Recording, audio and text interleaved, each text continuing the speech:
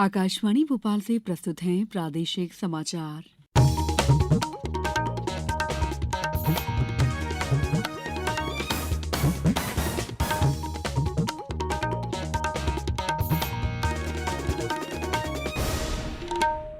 नमस्कार, समाचारों के साथ मैं दीपा सिंह।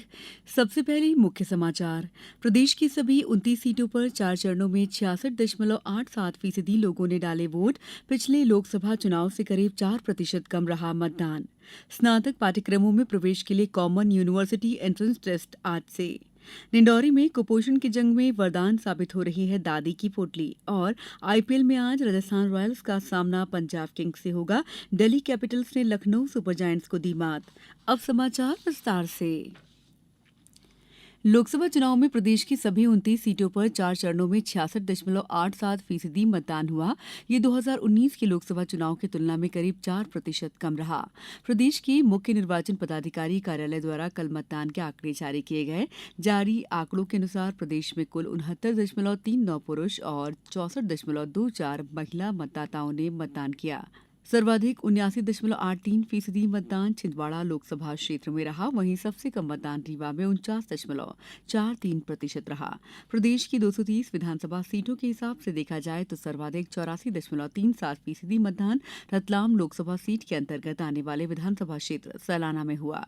वहीं सबसे कम मतदान रीवा लोकसभा क्षेत्र में आने वाली देव तालाब सीट पर 45.61% रहा। स्नातक पाठ्यक्रमों में प्रवेश के लिए आज 15 मई को देश के सभी शहरों और विदेशों में पूर्व निर्धारित कार्यक्रम के अनुसार कॉमन यूनिवर्सिटी एंट्रेंस टेस्ट आयोजित होगा। हालांकि दिल्ली केंद्रों पर होने वाला कॉमन यूनिवर्सिटी एंट्रेंस टेस्ट अपरिहार्य कारणों से स्थगित कर दिया गया है। राष्ट्रीय परीक्षा एजेंसी ने कहा है कि दिल्ली में अब 29 मई को ये प्रवेश परीक्षा होगी। दिल्ली केंद्रों के उम्मीदवारों के लिए संशोधित प्रवेश पत्र जारी किए जाएंगे। प्रसार भारती के अध्यक्ष नवनीत सहगल ने आकाशवाणी को अधिक प्रभावी लचीला संगठन बनाने की आवश्यकता पर बल दिया है। उन्होंने आकाशवाणी को डिजिटल माध्यम से श्रोताओं तक और अधिक पहुंचाने को कहा है। नई दिल्ली में आकाशवाणी मुख्यालय का उन्होंने कल दौरा किया और अधिकारियों से बातचीत भी की। उन्होंने उन प्रमुख क्षेत्रों पर भी चर्चा की जिनमें गुणवत्तापूर्ण सामग्री तैयार करने के लिए सुधार की आवश्यकता है। श्री सहगल ने सामान्य समाचार कक्ष जीएनआर और हिंदी समाचार कक्ष सहित आकाशवाणी की अन्य इकाइयों का भी दौरा किया। गृह मंत्रालय ने लोगों को पुलिस, केंद्रीय जांच ब्यूरो, नारकोटिक्स विभाग, भारतीय रिजर्व बैंक, प्रवर्तन निदेशालय और अन्य कानून प्रवर्तन एजेंसियों के अधिकारी बनकर धोखाधड़ी करने वालों से सावधान रहने की सलाह दी है।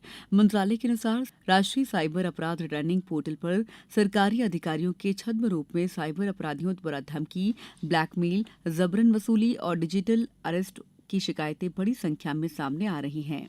धोखाधड़ी के लिए ये लोग आमतौर पर पुलिस स्टेशनों और सरकारी कार्यालयों की तर्ज पर बने स्टूडियो का उपयोग करते हैं और पुलिस की वर्दी में रहते हैं।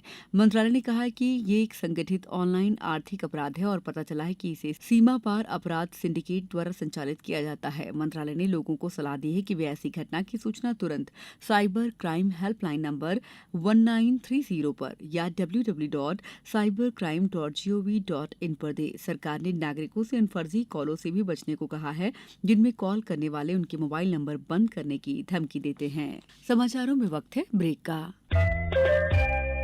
ये समाचार आप आकाशवाणी भोपाल से सुन रहे हैं। हमारे समाचारों को अब आप कभी भी और कहीं भी अपनी सुविधा के अनुसार सुन सकते हैं। ये समाचार बुलेटिन YouTube, ट्विटर और फेसबुक पर AIR न्यूज भोपाल पेज पर भी सुने जा सकते हैं। इसके अलावा आप हमारी वेबसाइट newsonair.nic.in पर अथवा AIR न्यूज ऐप पर भी समाचार सुन सकते हैं। ब्रेक के बाद समाचारों में आपका एक बार फिर स्वागत है। डिंडौरी के दूरस्थ क्षेत्रों में रेवा स्वास्थ्य कैंप के माध्यम से बांटी जा रही दादी की पोटली कुपोषण की जंग में वरदान साबित हो रही है। कुपोषित बच्चों को दादी की पोटली उनके घरों तक पहुंचाने का जिम्मा जिला प्रशासन के अधिकारियों ने निभाया। उन्होंने गोद लिए बच्चों को दादी की पोटली निजी तौर पर जाकर सौंपी और निरंतर बच्चों की निगरानी भी की। इसके परिणाम स्वरूप 190 बच्चे अब सामान्य श्रेणी में आ गए। वहीं शेष 31 बच्चे गंभीर कुपोषित बच्चों में सुधार जारी है। 261 कुपोषित बच्चों को चिन्हित कर जिला प्रशासन के अधिकारियों ने गोद लिया है। दादी की पोटली में दवाइयां, पोषण अनाज और स्वच्छता किट प्रदान की जाती है। किट में रुमाल, टूथब्रश, नेल कटर, वैसलीन जैसी स्वच्छता बढ़ाने वाली सामग्री भी है।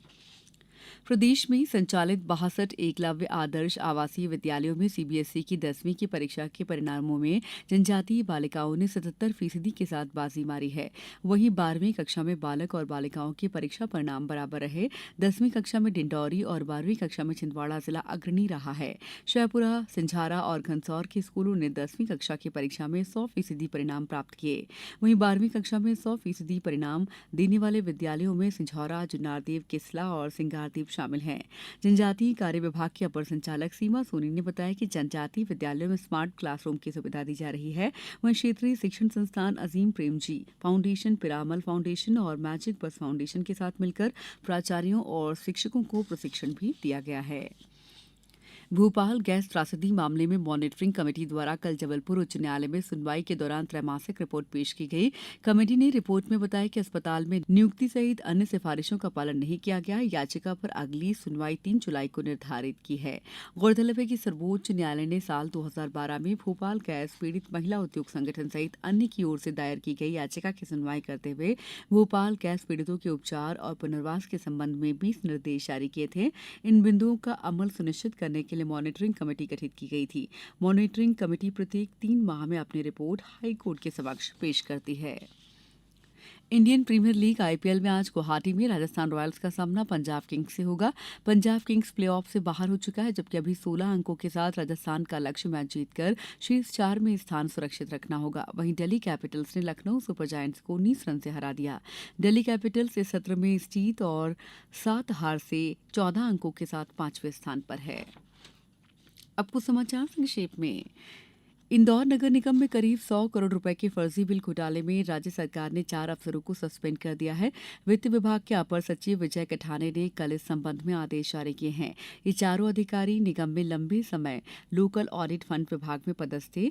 सागर में केंद्रीय भूजल आयोग और केंद्रीय जल आयोग की 2 सदस्यीय टीम ने नगर निगम और सागर स्मार्ट सिटी लिमिटेड द्वारा शहर में किए गए विकास कार्यों और उनसे नागरिकों के जीवन पर पड़े प्रभावों का निरीक्षण किया।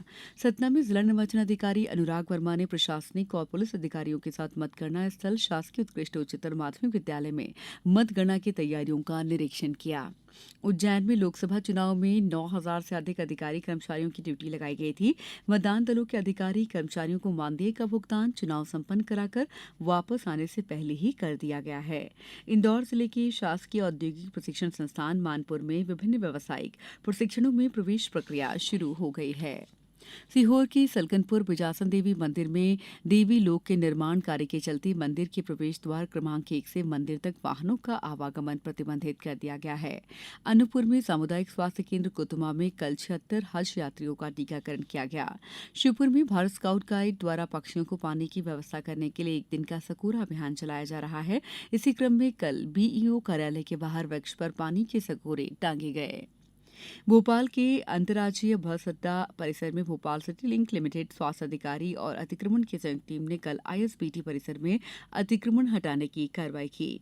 दमोह जिले के मध्यांचल ग्रामीण बैंक में 5 लुटेरों ने मैनेजर और कर्मचारी से मारपीट कर 41 लाख रुपए लूट लिए। पुलिस जांच में जुटी है। अंत में मुख्य समाचार एक बार फिर। प्रदेश की सभी 29 सीटों पर 4 चरणों में 66.87% लोगों ने डाले वोट। पिछले लोकसभा चुनाव से करीब 4% कम रहा मतदान। स्नातक पाठ्यक्रमों में प्रवेश के लिए कॉमन यूनिवर्सिटी एंट्रेंस टेस्ट आज से। डिंडौरी में कुपोषण की जंग में वरदान साबित हो रही है दादी की पोटली। और आईपीएल में आज राजस्थान रॉयल्स का सामना पंजाब किंग्स से होगा। दिल्ली कैपिटल्स ने कल लखनऊ सुपर जायंट्स को दी मात। इस बुलेटिन में इतना ही। दीजिए इजाजत। नमस्कार।